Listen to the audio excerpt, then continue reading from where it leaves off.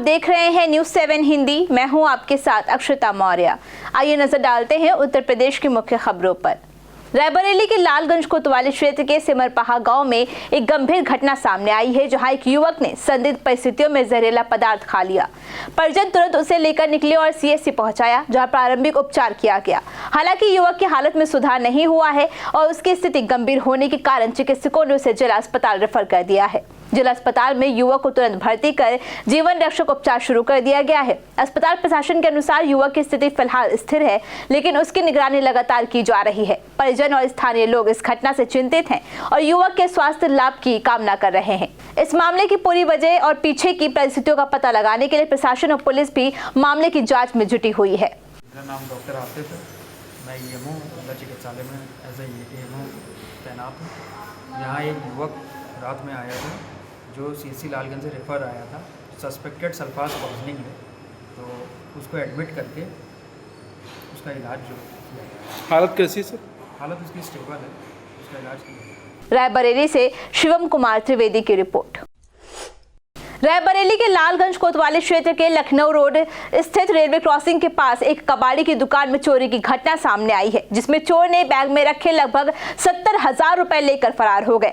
घटना सीसीटीवी कैमरे में कैद हो गई, जिससे चोर की काली करतूत तीसरी आंख में रिकॉर्ड हो गई। पीड़ित ने तुरंत पुलिस को लिखित तहरीर देकर मामले की जानकारी दी, जबकि चोर रुपए से भरा बैग लेकर नाटकीय तरीके से फरार हो गया है। पुलिस अब सीसीटीवी फुटेज और अन्य सुरागों के आधार पर आरोपी की तलाश में जुट गई है। रायबरेली से शिवम कुमार त्रिवेदी की रिपोर्ट। पश्चिमी उत्तर प्रदेश में मौसम ने करवट ले ली है। मंगलवार को मेरठ में सीजन का सबसे ठंडा दिन दर्ज किया गया। दिन का अधिकतम तापमान गिरकर 27 डिग्री सेल्सियस तक आ गया। सुबह से ही आसमान में बादल छाए रहे और वातावरण में ठंडक घुली रही। हालांकि बारिश नहीं हुई, लेकिन पहाड़ों पर बर्फबारी का असर मैदानों में महसूस होने लगा है। इसी के साथ प्रदूषण में भी कोई कमी नहीं आई है। शहर का एयर क्वालिटी इंडेक्स मंगलवार को 276 रहा, जो खराब श्रेणी में आता है। सुबह व शाम के समय स्मॉग की परत छाई रहने से लोगों को आंखों में जलन और सांस लेने में परेशानी का सामना करना पड़ा। शहर और देहात के कई इलाकों में कूड़ा जलाए जाने से प्रदूषण और बढ़ रहा है। इससे प्रदूषण नियंत्रण के प्रयास प्रभावित हो रहे हैं। प्रदेश में किसानों की उपज का ज्यादा मूल्य दिलाने की नई रणनीति बनाई गई है, जिसके तहत निजी क्षेत्र की मंडियों की स्थापना के लिए नियमों का सरलीकरण किया जाएगा। जमीन का क्षेत्रफल घटाने के लिए ही प्रतिभूत रकम, परियोजना लागत भी कम करने की तैयारी है। आधारभूत सुविधाओं के विस्तार में सरकार कई तरह की सहूलियतें दे सकती है।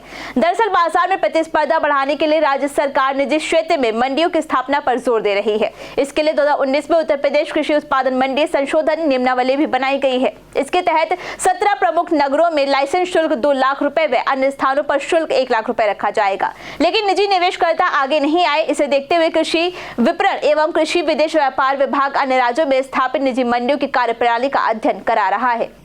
उत्तर प्रदेश की मुख्य खबरों में फिलहाल इतना ही। बने रहिए न्यूज़ 7 हिंदी के साथ।